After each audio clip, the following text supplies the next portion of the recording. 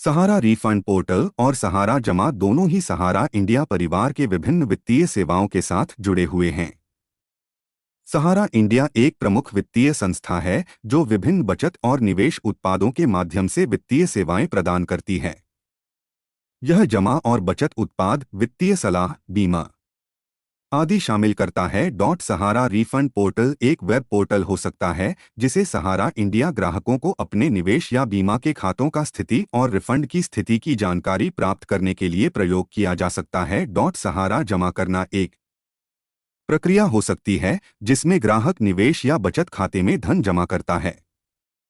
यह निवेशकों को उनकी निवेश योजनाओं में राशि जमा करने की सुविधा प्रदान करता है। सहारा जमकर्ता आंदोलन एक महत्वपूर्ण घटना थी जिसमें सहारा इंडिया परिवार के विभिन्न निवेशकों ने अपने पैसे की वापसी के लिए आंदोलन किया कर रहे हैं। इस आंदोलन का केंद्रीय तत्व था यह कि सहारा इंडिया परिवार के निवेशकों ने अपने निवेशों की राशि को वापस करने का दावा किया, जिसका वे अधिकारी कर्मचारियों द्वारा प्रतिबंधित महसूस कर रहे थे। यह आंदोलन समय समय पर मीडिया में चर्चा का विषय बना और विभिन्न न्यायिक प्रक्रियाओं के माध्यम से चला। सहारा जमकर्ता आंदोलन ने निवेशकों के अधिकारों की गहराई से चर्चा को बढ़ावा दिया और वित्तीय संस्थाओं के लिए परिस्थितियों को सुधारने की मांग को उजागर किया। यह एक जन आंदोलन है जो निवेशकों के हितों को सुनिश्चित करने के लिए आगे बढ़ा। इसके अलावा इसने निवेशकों को उनके अधिकारों के बारे में जागरूक किया और उन्हें सकारात्मक परिणामों के लिए लड़ने के लिए प्रेरित किया। सहारा आंदोलन एक नई सोच के साथ आगे बढ़ रहा अब आंदोलन ही विकल्प है। सहारा इंडिया परिवार एक प्रमुख वित्तीय संस्था है जो विभिन्न वित्तीय सेवाएं प्रदान करती है। यह समृद्धि निवेश, बचत योजनाएं, बीमा और अन्य वित्तीय सेवाओं के क्षेत्र में काम करती है। सहारा वित्तीय उत्पादों की तरह काम करती है और लोगों को निवेश के लिए विभिन्न विकल्प प्रदान करती है। यह उत्पाद शामिल हो सकते हैं जैसे कि वाणिज्यिक देयता उत्पाद, बचत बांड्स और अन्य निवेश समाधान। दोनों सहारा इंडिया परिवार और सहारा वित्तीय दोनों ही भारतीय वित्तीय बाजार में प्रमुख खिलाड़ी हैं और विभिन्न वित्तीय सेवाओं दी।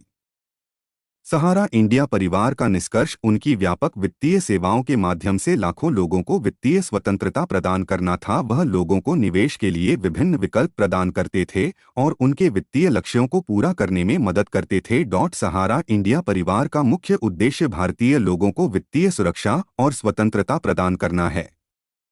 वे विभिन्न सेक्टरों में वित्तीय सेवाओं के माध्यम से समृद्धि और सुरक्षा के साथ जुड़े हैं थे, जैसे कि बचत, निवेश और बीमा। सहारा इंडिया परिवार का निष्कर्ष यह है कि सहारा समूह अपनी पहचान खो चुका है। सहारा समूह अब खुद के लिए वेल लेने से फुर्सत ही नहीं है। आगे यह है कि वह लोगों को वित्तीय स्वतंत्रता का अनुभव देने में सक्षम था और उन्हें उनके वित्तीय लक्ष्यों को प्राप्त करने में मदद करने के लिए समर्थ था। लेकिन आज के समय में सहारा समूह ने अपनी पहचान खो दिया है। अब सहारा की रेल को मेन धारा में लाना मुश्किल है। लेकिन आज के संदर्भ में सहारा का प्रबंधन जिस तरह से खामोश नजर आता है, उस हिसाब से सहारा को फिर खड़ा हो पाना मुश्किल है। जमाकर्ता को अपना पैसा ब्याज सहित चाहिए।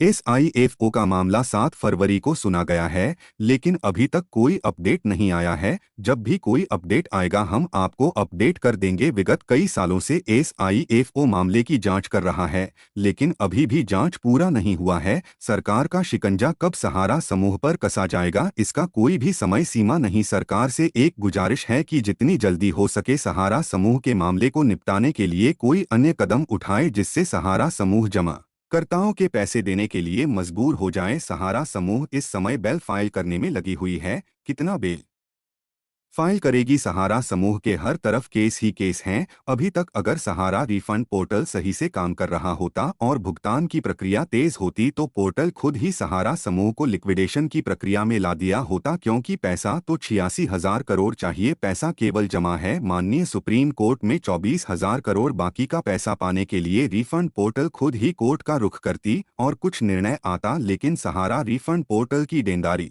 की प्रक्रिया बहुत धीमी है। जमाकर्ताओं के हित में होगा, क्योंकि सहारा समूह की संपत्ति का वैल्यूएशन गिर रही है और गिरती चली जाएगी। समय रहते ही सहारा समूह को चाहिए देनदारी को निपटाएं। सहारा समूह की देनदारी बढ़ रही है क्योंकि ब्याज बढ़ रहा है और सहारा समूह है कि केवल केस उलझाने में लगी हुई है। साथियों, आपको यही अवगत कराना था दोस्तों। सटीक और सही जानकारी के लिए आप इस चैनल को सब्सक्राइब और कमेंट और शेयर करें। मैं आपसे विदा लेता हूं, एक नई वीडियो के साथ फिर प्रस्तुत होता हूं जो कि फैक्ट पर आधारित होगा।